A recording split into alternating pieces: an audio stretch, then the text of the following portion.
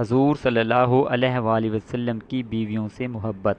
ایک صحابی نے پوچھا، یا رسول اللہ صلی اللہ علیہ وآلہ وسلم، آپ کو سب سے زیادہ کون محبوب ہے؟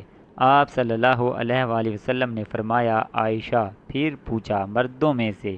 آپ صلی اللہ علیہ وآلہ وسلم نے فرمایا، عائشہ کے والد ابو بکر۔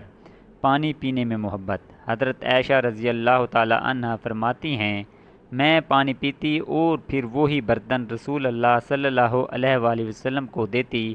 آپ صلی اللہ علیہ وآلہ وسلم اسی جگہ سے لب رکھتے جہاں سے میں نے پیا تھا۔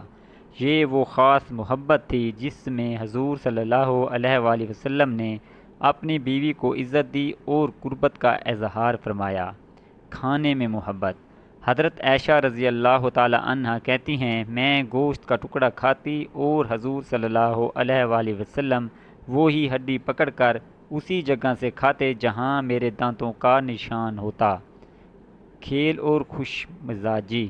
حضرت عائشہ رضی اللہ تعالی عنہ بیان کرتی ہیں، میں نے ایک مرتبہ حضور صلی اللہ علیہ وآلہ وسلم کے ساتھ دوڑ لگائی۔ میں جیت گئی۔ کچھ عرصے بعد دوبارہ دوڑ ہوئی تو حضور صلی اللہ علیہ وآلہ وسلم جیت گئے اور مسکرا کر فرمایا، یہ اس جیت کا بدلہ ہے۔ محبت کا اظہار۔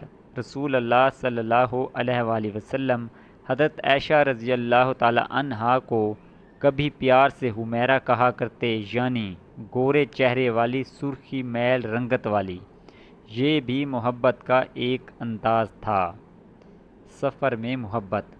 جب بھی حضور صلی اللہ علیہ وآلہ وسلم سفر پر جاتے، اپنی بیویوں کے درمیان قرعہ اندازی فرماتے۔